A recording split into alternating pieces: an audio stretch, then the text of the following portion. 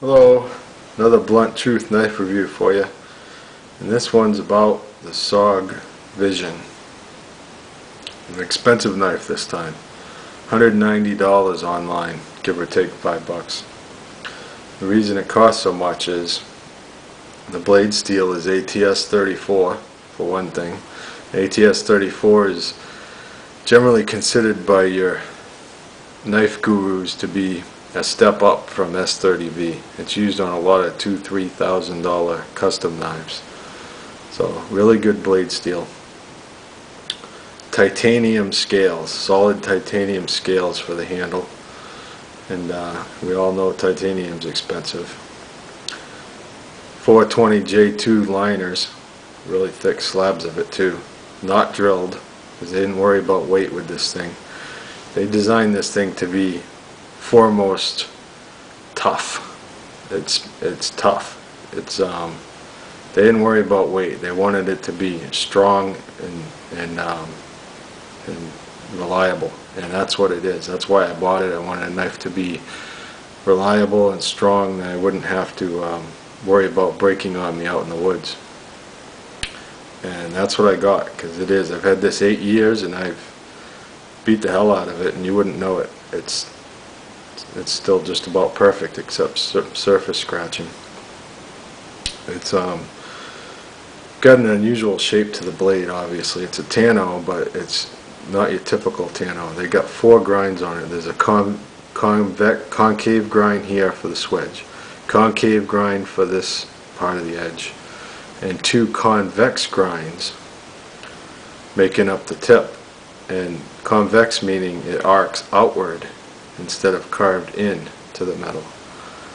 So that gives you a really strong tip, and it is strong because I've pried and poked and dug into wood with this thing and haven't even broken off a little bit of tip or bent it. It's perfect still. You have to have serrations with this if you want it. That's all they offer it in, but they did the serrations really well. They're very high scalloped and very acute angle, so they actually slice good. If you're using this to slice food, it goes fine slicing right where the serrations are. You wouldn't even know it was serrated. So if you're going to have serrations, these ones are good. I don't like serrations because they're not necessary.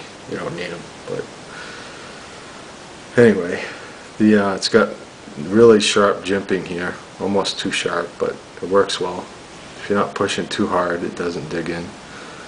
Definitely grab it well with your thumb. Grabs. It's almost like saw teeth. Ramped up a little, so that works well. It's got an unusual shape to the handle, obviously. Tapers down like this. And at first that seems like it would be awkward, but when you handle the knife it's not, because your hand kind of tapers down to your pinky, and it's got a full length. So it actually works. You get a good grip. It's very ergonomic, more than you would think. Feels good in the hand, in my hand. It's got the arc lock system, but before I go into that, it's got a flow-through design with no pillars in the way. No pillars or bolsters down in here. There's 2 bolsters here and 1 here, but there's no pillars because you don't need it. With titanium and 420 liners, this thing's solid. It doesn't squish in at all. So nice through design there. The lock system is the arc lock, which works very much like the Axis lock from Benchmade. The Axis lock, though, has a thumb stud thing that actually is the lock bar that grabs the tang of the blade. So you're actually pushing on the lock itself, the lock bar itself, with an Axis lock. Where on this is a pivot screw with a little bar that comes down to where this bolts into it, where the thumb stud bolts in. So the bar is the actual lock that comes down. I don't know which one's better. They both work well. I wouldn't rate one over the other. This works well. The Benchmade also works just fine. The action of the pivot screw for the blade, though, on this, even though a Benchmade is incredibly smooth, if you ever used an Axis lock, you know that. I think this is a little smoother. You just barely push on this thumb stud. It just pops right out and locks up. Oh, didn't make it there. Trying to do it too light. It's just really smooth. Really, really smooth. And you can do the flick thing if you like, of course. Now, one gripe I have with it, it weighs 5.7 ounces, so it's really heavy for EDC. They didn't worry about weight when they made it. So I de-EDC'd it for a while, but it's too heavy. I don't take it around with me now. I have other knives I like anyway. But when you do it, tip up, left or right, and that much sticks up out of your pocket. That's quite a bit. That's a lot sticking out.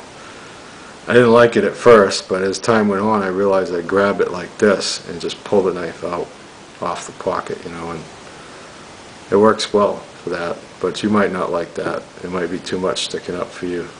I don't know, that's all opinion, so just thought I'd mention it. It's nice knife. Now I had viewer request that I do some more close-up work so you can see detail better. So I'm going to do that.